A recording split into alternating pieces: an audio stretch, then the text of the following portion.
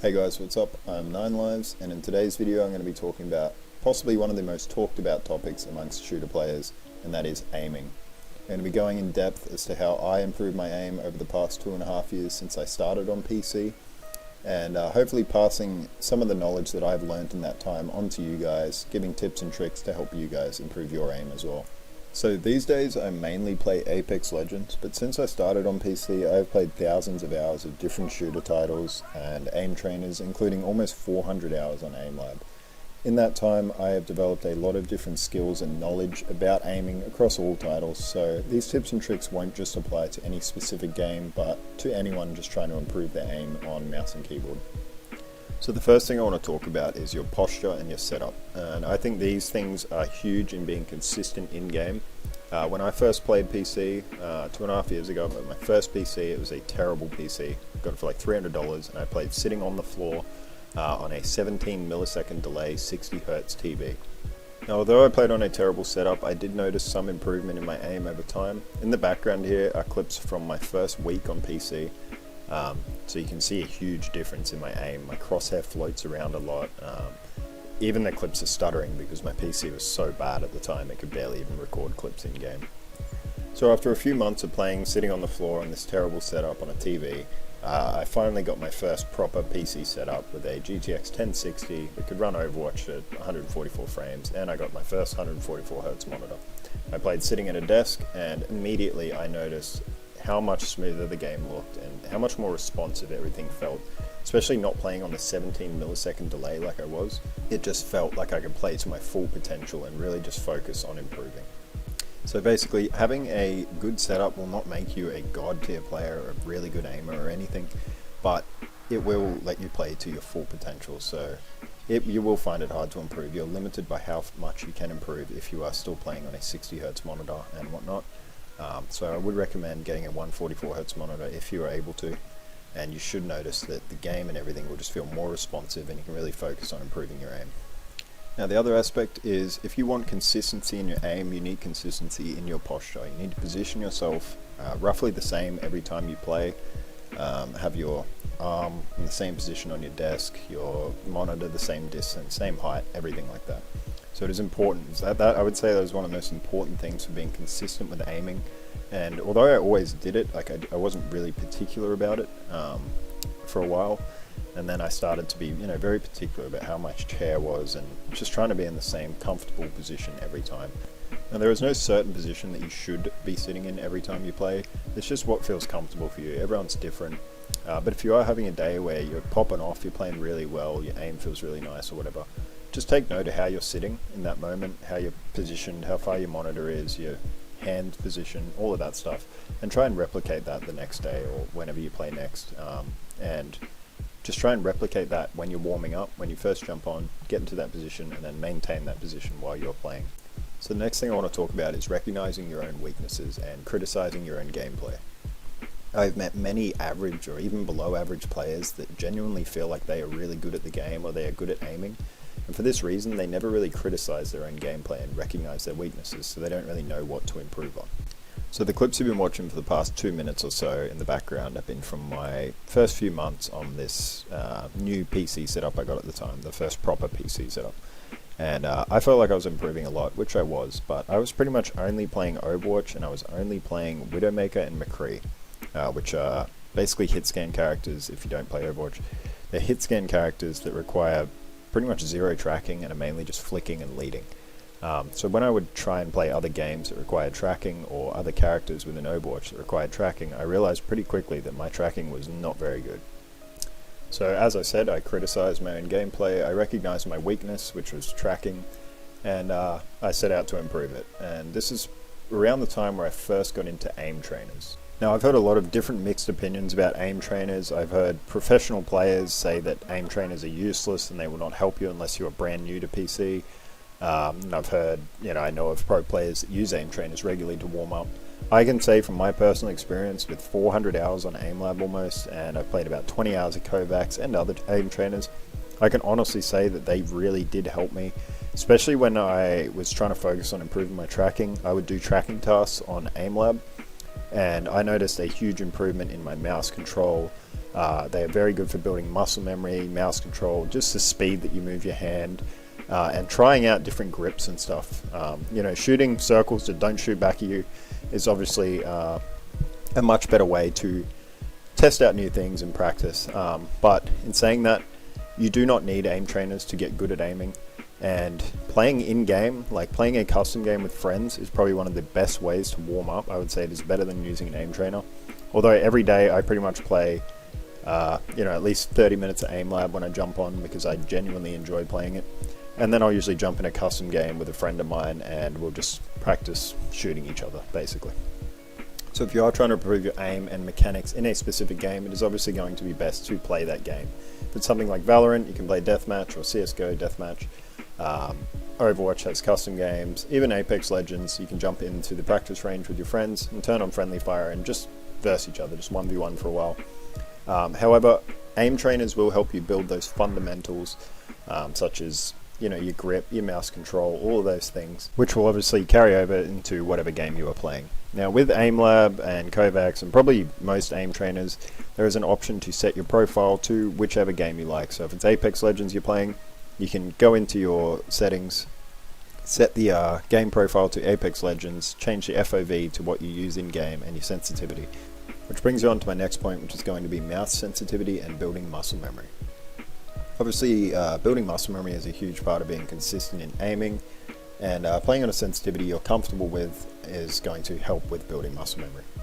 However, I see a lot of people say that you should find one sensitivity and just stick with that and not change, and even across all games, which I play different sensitivities across different games, and I also change my sensitivity within Apex Legends quite often. Every couple of days I'll change it. But I only change it by very small amounts, and I do not notice any huge difference in my aim into a negative difference. Some days my sense might just feel a little bit too quick for whatever reason, or really depends what guns am I using. As you get better at a game, you might start playing more aggressive, so you're taking a lot of close range fights, you might want to turn your sensitivity up then. I don't think it is as important as people make out to just stick with the one sensitivity and never change it. So now you might be wondering, well, how am I meant to find the right sensitivity for me?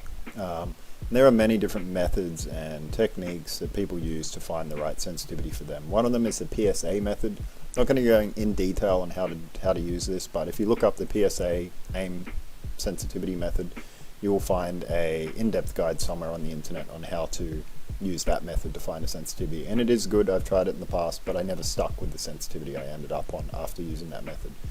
The best thing I can say is to just go into the game. When you get into the game, you're going to have a default sensitivity that the game gives you, which is usually way too high.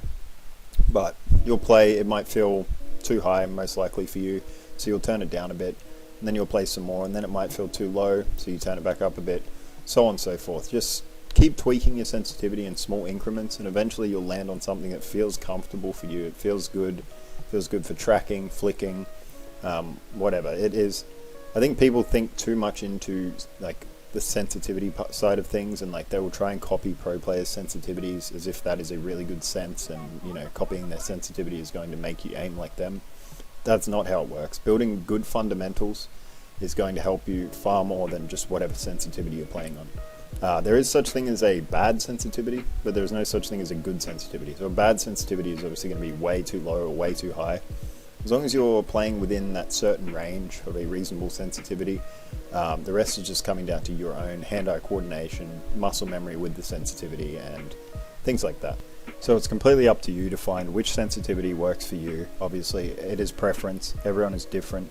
It also depends if you're using a heavy mouse or a light mouse, which is also a preference. I know people that prefer heavy mice and people that prefer light mice. I myself use a 60-gram mouse, an Coolmaster MM711. It's 60 grams. It is a very small, light mouse, and I have very big hands. But that mouse feels the best for me out of all that I've tried. And due to the fact that my mouse is so small and my hands are so big, I tend to use a claw grip. I do between a claw and a fingertip grip. Mouse grips, I'm not going to go in detail on it either, but there are videos out there which will explain the different grips and the benefits of them and whatnot. But again, it's all preference, and it's just what feels comfortable and works for you. And before I sum up this video, I just want to quickly talk again about muscle memory and aim trainers. A point I forgot to mention earlier is that when you are using aim trainers, say you're playing grid shot on AimLab and you're very new to PC or you're not real confident in aiming, go slow and steady to begin with, and then speed up as you feel more and more comfortable and more accurate. Always prioritize accuracy over speed.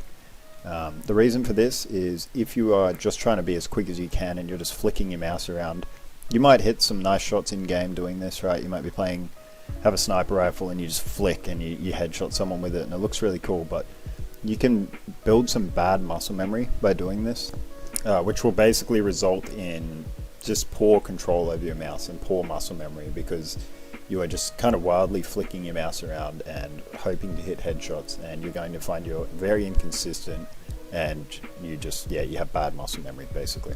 So yeah, you can build good muscle memory and you can build bad muscle memory. Best way to build good muscle memory is to just prioritize accuracy over speed, accuracy first, and then work on your speed later. And my last point for this video is going to be just to challenge yourself. For example, when you recognize your weaknesses, don't just do what you're good at basically, or don't just do what's easy. When I played AimLab at first, I used to play a lot of grid shot, and I would just play grid shot because I was quite good at flicking and I was pretty quick, and I could get really high scores on grid shot, and I just found it really fun. So I'd sit there and play lots and lots of grid shot, which meant I was kind of delaying improving my tracking. Then after a while, I just got stuck into the tracking tasks, and I really noticed a huge improvement in my tracking in game. And the same goes for in an actual game. Use aim intensive characters or weapons in a game. If you're playing, for example, Apex Legends, and all you're using every game is a Spitfire LMG and a shotgun like the EVA 8, you're probably not going to see much improvement in your aim, because both of those guns are very easy to use. Obviously LMG has a huge clip size, you can just mag dump, you don't really need to aim that well, and a shotgun is a shotgun. So try and use guns to challenge yourself basically. Just use the harder weapons. You might feel like shit when you first use them because you can't hit your shots, but obviously the more you use them, the better you're going to get. My last tip for improving is going to be make sure you are actually having fun when you're practicing. If you're practicing or warming up or playing an aim trainer but you're not even finding it fun, then take a break, try it another day, or just don't do it at all. Like if you don't find a certain task fun at all, unless you're really committed that you think that task is going to help you improve and you really want to do it, then go for it. But if you're not having fun, then what's the point in playing, really? I always have fun when I'm playing AimLab. If I'm not having fun playing it, I just won't play it that day. If I don't feel like it, I won't warm up on AimLab. So yeah, make sure you're having fun and just enjoy yourself and keep practicing. You will get better aim. It might take a bit of time, but hopefully all the tips and tricks in this video do help you guys out. That is pretty much going to sum up the video now. So I really hope it does help, guys. I put a lot of effort into this one, so if you did enjoy it or found it helpful, leaving a like is always appreciated by me and obviously helps me out a lot. And consider subscribing if you're new and you want to see more stuff like this. Obviously everyone's welcome to subscribe, it's completely free, so I will be putting out more videos like this upon request. If you do have any more questions or suggestions, you can leave them in the comment section below, or I will also have my Discord. Everyone is welcome to join my Discord, that'll be in the description. You can join that and suggest videos, ask me questions, interact with me, ask me about my setup and settings, things like that in there. So thanks for watching this video, guys. Hope you enjoyed it. Cheers.